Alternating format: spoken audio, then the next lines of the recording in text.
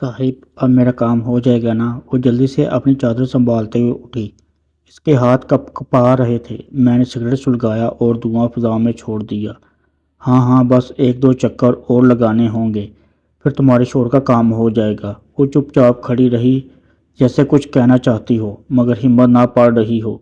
میں نے اس کے سراپے پر ایک آخری نظر ڈالی اور کرسی سے اٹھ کر بالوں میں ہاتھ پھیرا۔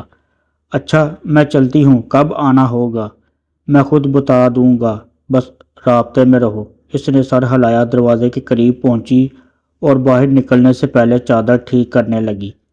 میں نے دیکھا اس کی چادر الٹی تھی۔ ارے سنو، تمہاری چادر الٹی ہے۔ وہ چونک کر رکی، چچک کے مارے نظریں جھکا لی، پھر تیزی سے دروازے سے نکل گئی۔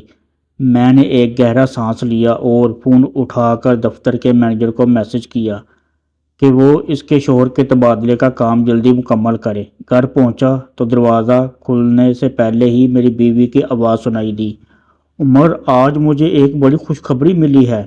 وہ خوشی سے دمک رہی تھی، اس کی آنکھوں میں ایک چمک تھی جو کئی دن بعد نظر آئی تھی۔ میں نے بے دلی سے مسکرا کر پوچھا، کیا ہوا؟ بینک میں میری ترقی کی بات چل رہی ہے۔ مینیجر صاحب نے کہا کہ میں ان کی پسندیدہ ملازمہ ہوں، بس تھوڑا وقت لگے گا مگر کام ہو جائے گا۔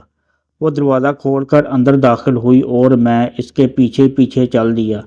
یہ تو بہت اچھا ہوا، مبارک ہو۔ ہاں مگر ایک مسئلہ ہے، کچھ دوسرے لوگ میرے خلاف ہیں۔ لیکن مینیجر صاحب نے کہا، اگر میں خیر چھوڑو، مجھے یقین ہے کہ سب ٹھیک ہو جائے گا۔ میں نے چونک کر اس کی طرف دیکھا، اس کے الفاظ میں چھپا خوف، وہ جھجک جو وہ چھپانے کی کوشش کر رہی تھی، مجھے کچھ سمجھنے پر مجبور کر رہی تھی۔ اور پھر میری نظر اس کی چادر پر پڑی، وہ الٹی تھی۔ میں نے بے اختیار آنکھیں بند کر لی۔ ایک لمحے میں سب کچھ الٹا ہوتا محسوس ہوا، جیسے میں کسی گہرے اندھیرے میں کھڑا تھا جہاں نہ روشنی تھی نہ سایہ، بس ایک خالی اور بے معنی سچائی۔